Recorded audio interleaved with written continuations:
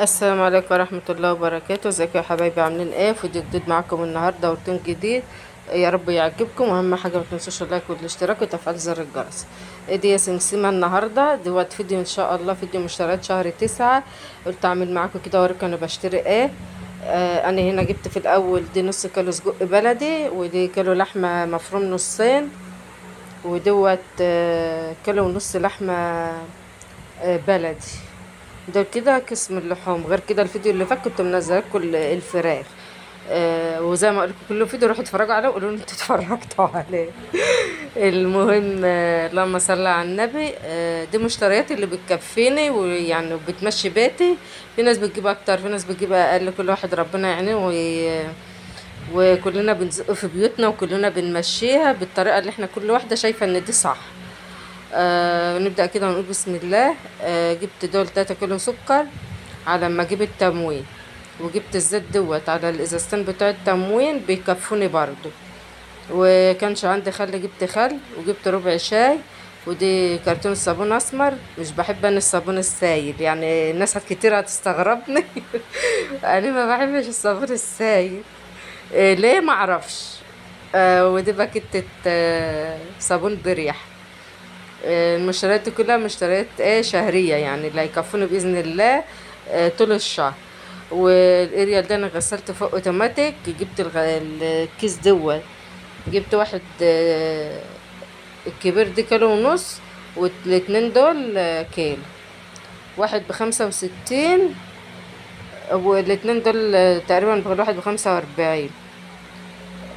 دول برضو بيكفوني بإذن الله ده الشهر. وهو المفروض كل أسبوع كيس، فكان أنا عندي نص كيس قبل كده على على الكبير. دول هيكفوني أسبوعين.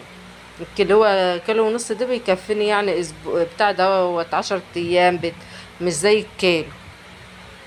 فاللهم صل على النبي. بسم الله ما شاء الله. آه، برضو كنت في السوق، جبت شوية المكرونات دول والفشار.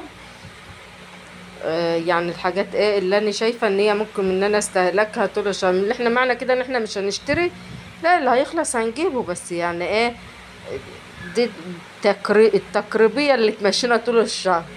دي لسان عصفور، بقول لكم دي لسان عصفور حروف، اللي هي حروف اي بي سي كده يعني. العيال عندي بيحبوه. المكرونات والحاجات دي يا جماعه ما تيجوا تجيبوها هاتوها سايبه. ازاي يعني كده، اللي هي بتبقى مكرونه في الشكاره والراجل بيوزنلك بالكيلو. اكيد ناس كتير عارفاه. أه بحس انها اوفر من اللي في الكيس. والنص كيلو نص كيلو. اما اللي في الكيس دي بحسها صغير. دي قوقعة، مكرونة على شكل قوقعة. دي مكرونة هلالية. دي مكرونة تانية دي ملولوة كده سوستة. وديت بتقولوا له عايزه اعمل لي تشكيله مكرونه كشري مصر. في السوق هو بيعملها كده، بيشكل لك مثلا نص كيلو كيلو. انا عايزه اقول لكم ان المكرونات ديت وانا بصور احنا عملنا الكشري وخلص، وعملنا القوقعه والهلاليه ودي خلصوا. وما رحت تاني اسبوع في السوق كترت بقى المكرونات. المكرونه الراجل اللي انا بجيب من المكرونه ديت مكرونه حلوه ومش بتعجن. ناس كتير ممكن تقول ده بتعجن. لا والله مش يعني على حسب الناس انت متعامله معاها وجربت. وكنت جايبه لوبيا وعدس اصفر. برضو الحاجات دي ممكن نحتاجها برضو طول الشهر.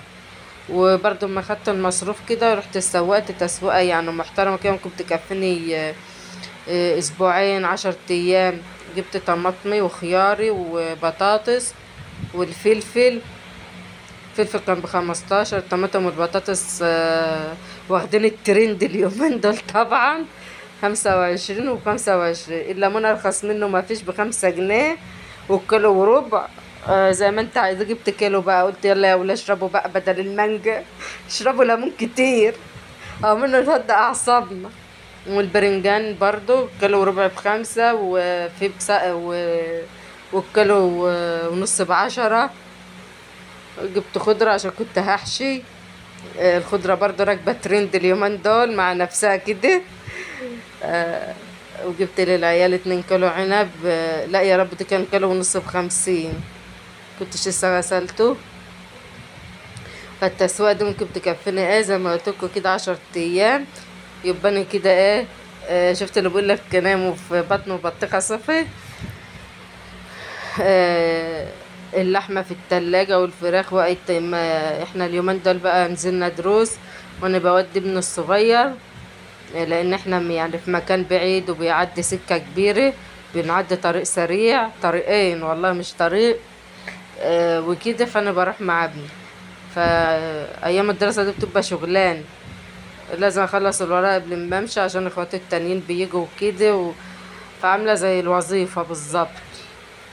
فبخلص اللي ورايا بقى، فمن قبل ما انام اروح مشدة الحاجة اللي هعملها واروح سايباها تفك، واقوم قبل ما هما يصحوا بساعة ولا ساعتين كده اخلص اكبر جزء من الاكلة، يعني سواء ايه اللي انا هعمل. لو حاجة هشتريها بروح اشتريها وهما نايمين. فزي ما قلت لكم كده، ربنا يعيننا ويقوينا. مع السلامة، اشوفكم في فيديو